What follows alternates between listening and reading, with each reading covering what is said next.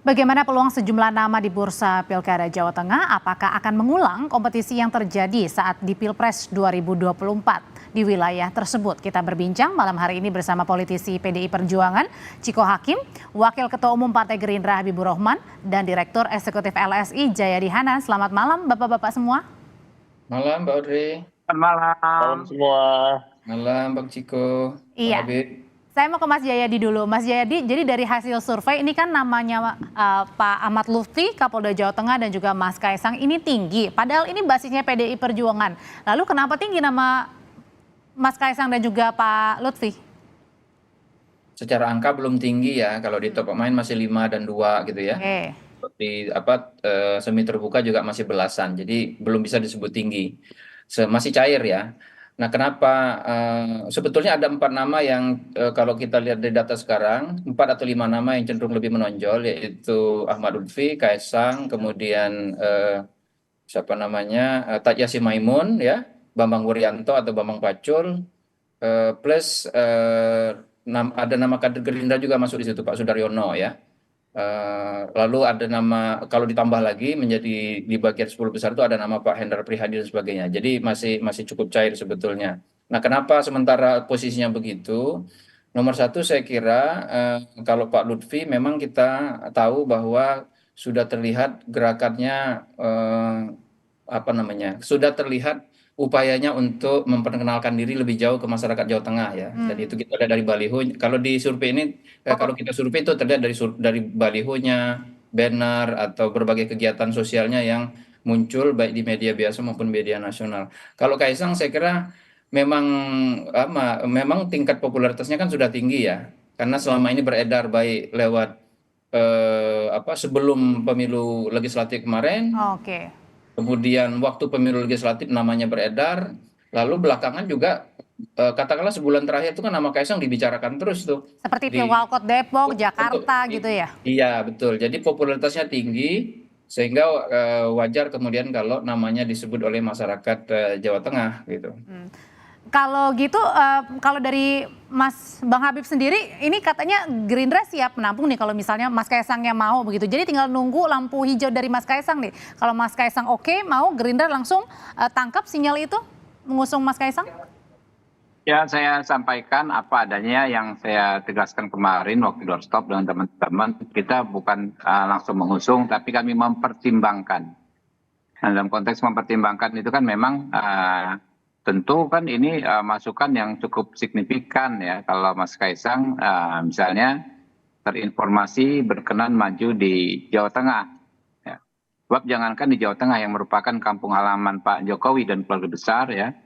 Di daerah-daerah lain yang banyak penduduk yang berasal dari Jawa Tengah, nama Mas Kaisang ini muncul.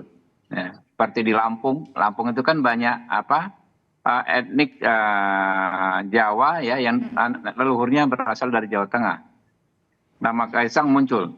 Lalu di Jakarta misalnya muncul itu terutama di daerah-daerah yang penduduknya berasal dari Jawa Tengah. Seperti di dapil saya Jakarta Timur itu banyak di Pulau Gadung, ya, Kecamatan Pulau Gadung itu banyak pendatang dari Jawa Tengah, dari Solo. Itu muncul nama Mas Kaisang.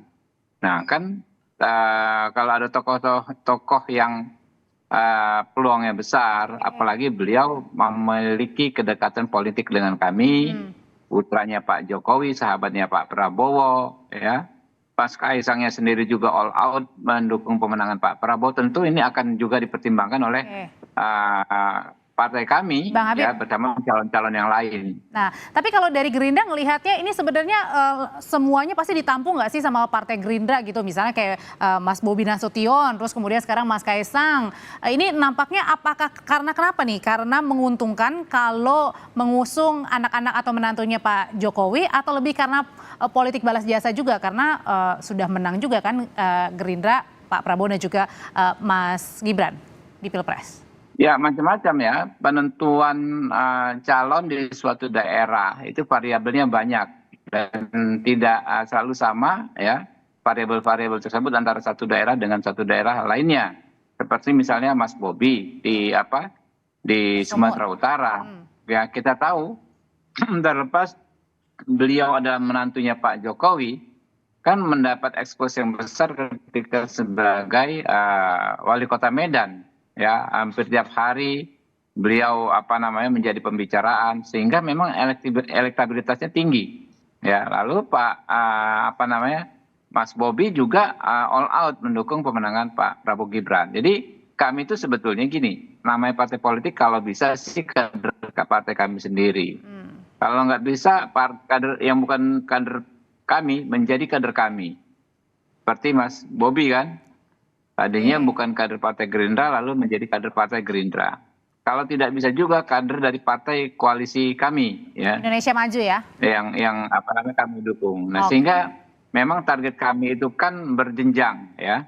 Ada target yang maksimal, lalu di bawahnya sampai ke yang paling realistis seperti apa. Itulah fakta-fakta politik kita. Oke, Mas Ciko, ini ada yang menarik nih dari pernyataannya Mbak Puan hari ini. Pada saat ditanya Mas Kaisang ini masuk radar nggak? Ya bisa dipertimbangkan lah masuk radar di Jawa Tengah untuk diusung oleh PDI Perjuangan. Ini serius ngomongnya atau sekedar hanya untuk menyenangkan saja? Ya serius juga, karena gini, semuanya kan masih cair. Kalau kita bicara soal pilkada ini, kita lebih mengarah ke pembicaraan mengusung kriteria, ya.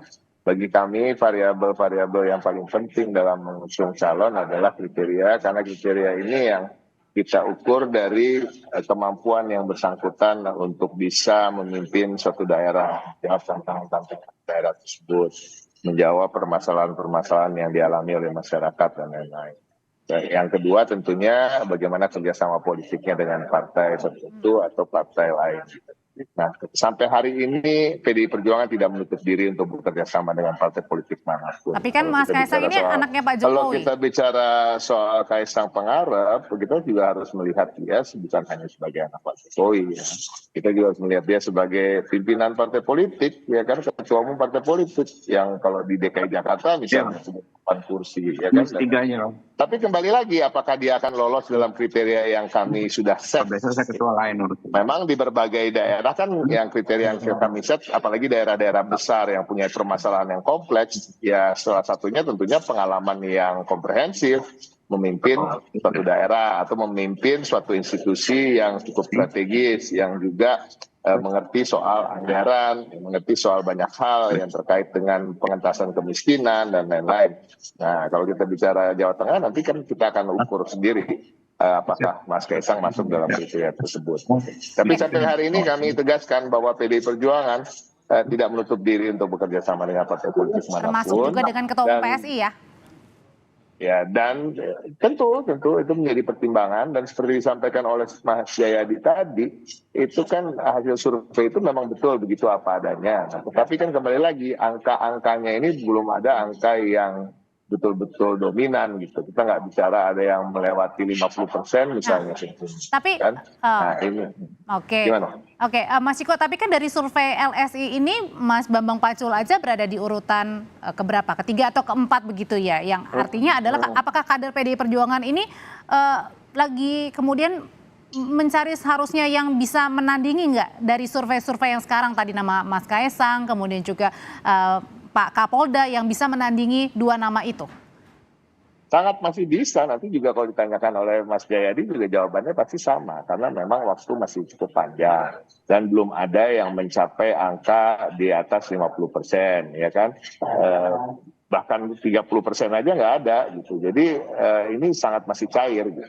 Nah, dan kalau kita lihat memang kalau Mas Jayadi bisa correct me if I'm wrong gitu ya, kader-kader PDI Perjuangan yang namanya mencuat sampai hari ini juga belum begitu banyak mencetak baliho dan memasang gambar-gambarnya di Jawa Tengah, sehingga ini juga menjadi pertimbangan warga untuk ketika disurvei dia mengatakan itu menjadi top of mind ataupun level elektabilitasnya kemudian menjadi tinggi. Jadi sebenarnya kita masih merasa waktu masih cukup panjang, tapi tentunya PDI Perjuangan karena sebagai pemenang di Jawa Tengah dan juga eksistensinya selama ini teruji dan terbukti di Jawa Tengah, apalagi ketika Pak Ganjar memimpin berhasil menekan angka kemiskinan dengan cukup signifikan. Artinya kami merasa kami mampu dan pantas untuk maju sebagai calon gubernur. Nanti tinggal gimana kita bekerja sama dengan partai politik yang mana, dengan tokoh yang mana untuk dipasangkan. Nah kalau Mas Jayadi, sebenarnya kalau di Pilkada Jawa Tengah ini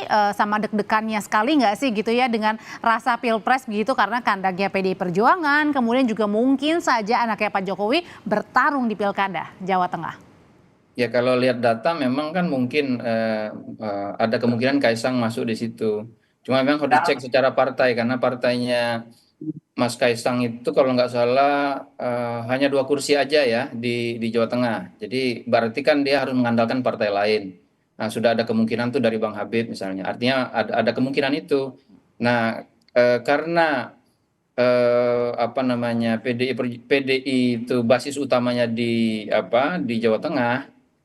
Kalau Kaisang maju, lalu PDI mengutamakan kader internalnya, dan kebetulan kader internal juga ada ya, misalnya Mas Bambang Pacul, atau juga yang sering disebut juga Pak Hendra Prihadi, maka itu bisa jadi berhadapan-hadapan tuh, ya, yang tadinya sama-sama satu kubu, sama-sama PDI, lalu dan berhadapan di Pilpres lalu secara langsung atau tidak langsung, sekarang bisa berhadapan lagi, dan potensi itu ada, bisa aja. Kalau kita tadi sore saya lihat lagi datanya ya. Lalu saya cek kecenderungan pemilih Pak Prabowo Gibran dibandingkan dengan kecenderungan pemilih 0103 Pilpres lalu. Hasilnya apa, Mas? Saya lihat ada kecenderungan kalau ada Kaisang itu pemilih 0103 cenderung memilih yang bukan Kaisang. Misalnya, nah, tapi menariknya kalau ada Kaisang sama Pak Lutfi, sama Pak Bambang misalnya ya, itu para pemilih PDI para pemilih 01 dan 03 itu cenderung milihnya Pak Bambang Pacul atau Pak Lutfi gitu, kalau ada Kaisang. Kalau tidak ada kalau tidak ada Kaisang, maka pemilih 0103 itu cenderung lebih memilih yang dicalonkan PDIP. Jadi masih kuat ya? Ya, jadi ada kemungkinan kalau kita lihat dari sisi itu pemilih 0103 di Pilpres lalu bisa jadi lebih memilih calon-calon yang dicalonkan di luar KIM gitu. Jadi ada kemungkinan seperti itu. Tapi kalau di Jawa Tengah kemungkinannya apa? 2 poros, 3 poros, meskipun memang masih rancu nih kalau kita ngomong ya, karena masih tadi ya belum surveinya belum ada yang paling atas banget nih, Mas Jayadi. Kalau lihat dari data yang ada itu masih bisa lebih dari 2 poros kan. Kita juga harus bertanya misalnya kalau Mas Kaisang maju, apakah Pak Lutfi jadi nggak maju gitu, ya kan? Kalau Mas Kaisang maju, Pak Lutfi maju, maka kalau kita mengasumsikan pengaruh Pak Jokowi bisa kuat, itu bisa terbelah tuh ke antara Mas Kaisang sama Pak Lutfi misalnya. Lalu bisa jadi ada calon ketiga, misalnya dari PDI Perjuangan. Ya, karena PDI Perjuangan kan punya basis minimal 27% tuh di Jawa Tengah. Tinggal kalau ada 3 calon yang maju, PDI Perjuangan tinggal nyari tambahan sekitar 10%-an bisa menang tuh. Jadi kalau hitung-hitungan secara sederhana ya, jadi masih mungkin ada 2, ada 3 gitu ya, yang bisa muncul di Jawa Tengah. Jadi masih harus kita lihat ke depan. Kemudian yang berikutnya, sementara ini kan keunggulan Mas Kaisang sama Pak Lutfi itu lebih ditopang oleh 2 hal. Satu, popularitasnya yang sudah tinggi. Kalau Mas Kaisang itu popularitasnya sudah di atas 80%. Sementara yang lain, Pak Lutfi dan Pak Yasin Maimun itu 48%-an. Mas Bambang Pacul itu masih 37%-an. Jadi masih banyak sekali ruang bagi non Kaisang untuk meningkatkan popularitasnya, untuk meningkatkan supaya elektabilitasnya meningkat. Harus dilihat lagi tuh Mbak ke depan. Karena masih di review masih lumayan jauh, tapi kemudian di Jawa Tengah juga menjadi salah satu hal ya, pilkada yang disorot untuk 2024. Terima kasih Bang Habib, Mas Ciko terima kasih, Mas Jayadi terima kasih.